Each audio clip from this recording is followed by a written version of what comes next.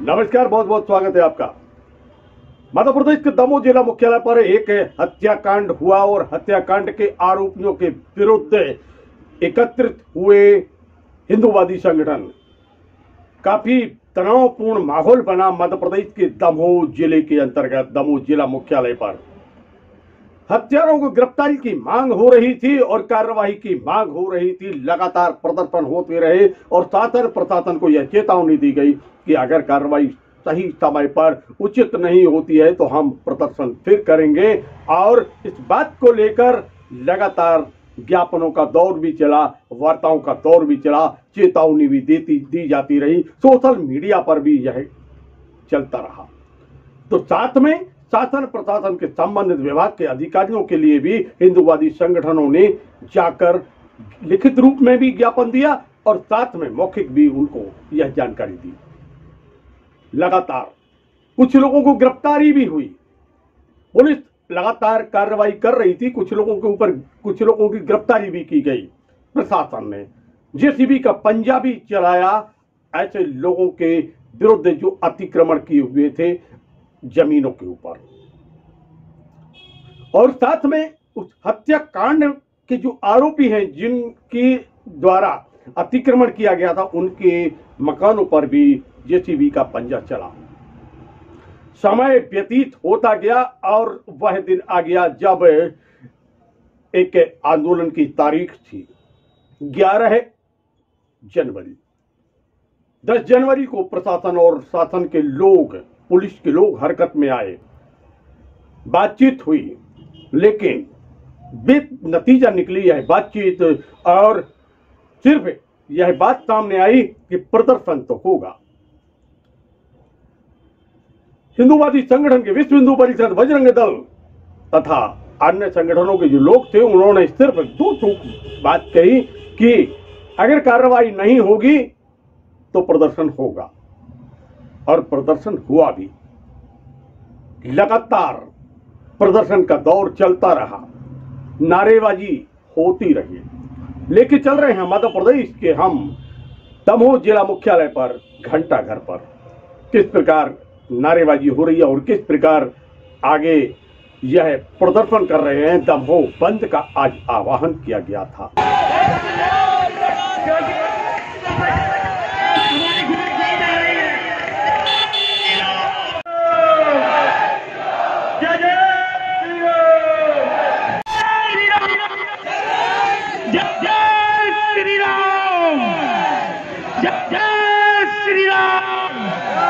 पीछे का हाथ उड़ा के जय श्री राम का नारा लगाए, जय जय श्री राम।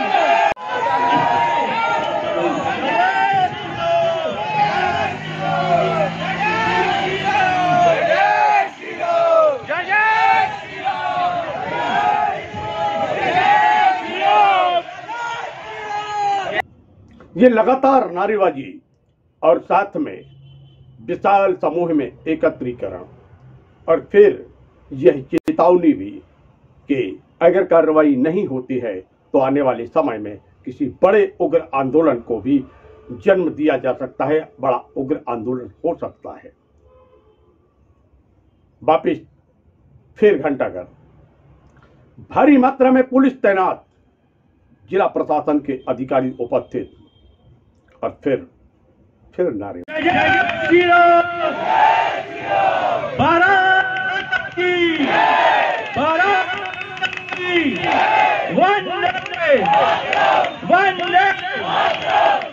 हत्यारों को लिखित में अगर हमारे लिए आश्वासन नहीं दिया तो समस्त हिंदू युवा 11 बजे, जैसा कि हम लोग ने विज्ञप्ति ने जारी किया था, 11 बजे घंटाघर से एकत्र होकर मोशन बाबा मैदान की तरफ जाकर धरना प्रदर्शन देंगे। अगर प्रशासन कोई भी माहौल खराब होता है तो इसका पूरा जिम्मेदार वो प्रशासन है जिसके कारण लोगों के अंदर इतनी हत्याएं हो रही है। अभी श्री अजय मोड़ा जी की निर्मम हत्या करनी गई, उनके परिवार के एक आदमी जिंदगी और मौत के बीच में पर घूम रहा है। अजय मुंडा की 3 बेटियां थी। अब प्रशासन ये बताए कि उनका देख रहे। और इसके बाद यह बात सामने आई कि जो मांगे हैं वह मांगे सामने रखी गई। प्रशासन से कहा गया कि आप हमको 15 दिन का जो समय दे रहे हैं, हम उससे लेकर कुछ मामलों को लेकर आशंकित हैं कि कार्रवाई होगी अथवा नहीं होगी। परंतु प्रशासन और पुलिस के जो अधिकारी हैं वह कह रहे थे कि कार्रवाई तो सुनिश्चित है, पर किसी कार्रवाई में एक कानून के दायरे का पालन करते हुए आगे बढ़ना पड़ता है और प्रशासन किसी भी प्रकार का, पुलिस किसी भी व्यक्ति को छोड़ेगी नहीं, कार्रवाई अवश्य होगी। और फिर क्या था कि घंटाघर पर दमोह के जो अपर कलेक्टर हैं आनंद कोपलिया, उन्होंने इस अवसर पर उपस्थित विशाल जनसमूह को संबोधित करते हुए क्या कहा, आइए हम आपको सुनवाते हैं। परिवार को मुआवजा एवं जो शासन के नियमानुसार है मुआवजा और सदस्य को नौकरी अगर अनुकंपा नियुक्ति दी जानी है तो हम प्रकरण बना के भोपाल भेज देंगे। इसका डीजे तो बड़ो लगाए यार गजबाई करें। हेलो, के नियम है उसके अनुसार अनुकंपा नियुक्ति की पात्रता का हम इनका प्रकरण बना के भेज देंगे भोपाल, और समयावधि में जो भी शासन निर्णय लेगी वो आपको भी सूचित करेंगे। सामान्य तौर पर ऐसी स्थितियों में अनुकंपा नियुक्ति मिल जाती है।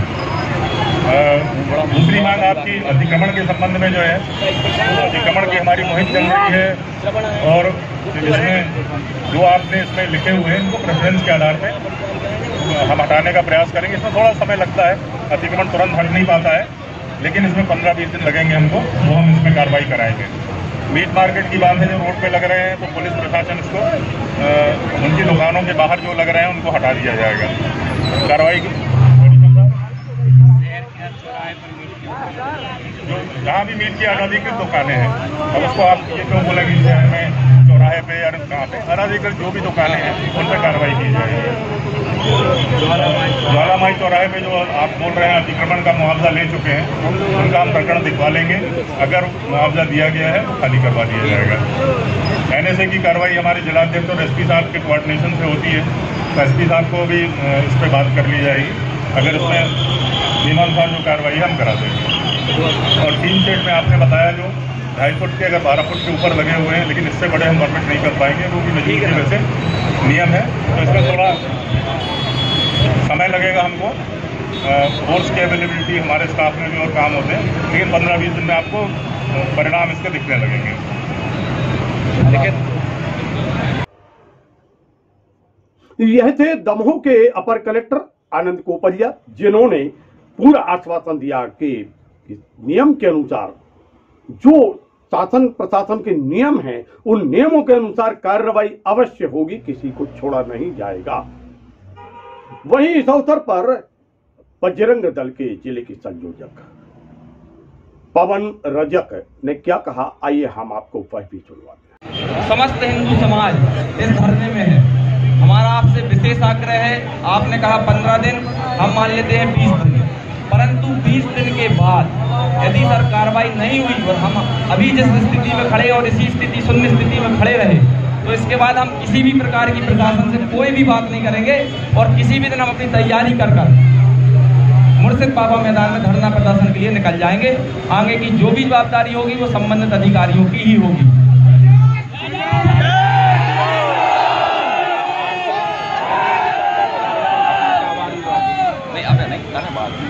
तो ये थे पवन रजक। काफी बड़ी संख्या, हजारों की तादाद में यहाँ हिंदूवादी संगठनों के लोग एकत्रित थे और इस अवसर पर काफी बड़ी संख्या में पुलिस प्रशासन, पुलिस के जवान जो पूरी तैयारी के साथ लगे हुए थे वह उपस्थित थे।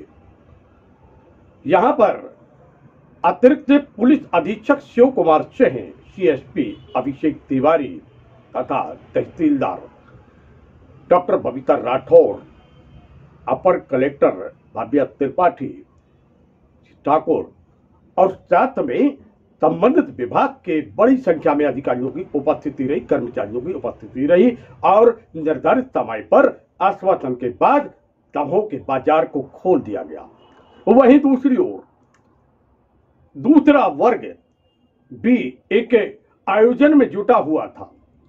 वह आयोजन पहली बार यहां पर दिखलाई दे रहा था। एक लंबे अरसे बाद एक बार यहां पर शाहीन बाग हुआ और शाहीन बाग बनाया गया। लंबे समय तक एनआरसी और सीएए के विरोध में धरना चलता रहा, नारेबाजी चलती रही, प्रदर्शन होता रहा और आज यहां पर यह वर्ग एकत्रित हुआ और एकत्रित होकर फातिहा पढ़ने के बहाने वह एकत्रित यहां पर हुआ था। दूसरी ओर यह सब चल रहा था, वर्ग विशेष के लोग हत्या में सम्मिलित और फिर उसके बाद 10 जनवरी को एक और कांड हुआ। कांग्रेस के जिले के कार्यकारी अध्यक्ष संजय चौरसिया पर भी एक हमला हुआ, उसमें भी यह वर्ग विशेष के लोग सम्मिलित पाए गए। प्रशासन और पुलिस का साफ कहना है, स्पष्ट संकेत है, किसी को भी बख्शा नहीं जाएगा, छोड़ा नहीं जाएगा। अतिक्रमणकारी हो अथवा असामाजिक तत्व हो, वह बिल्कुल साफ समझ ले, प्रदेश सरकार का स्पष्ट निर्देश है, इनको हर हाल में इनके विरुद्ध कार्रवाई होगी और इसी बात का आश्वासन जिला प्रशासन और दमोह का पुलिस प्रशासन दे रहा है। आने वाले समय में क्या कार्रवाई होती है, कितनी होती है, कितनी नहीं होती है और ऊंट किस करवट बैठता है, यह तो वक्त बतलाएगा।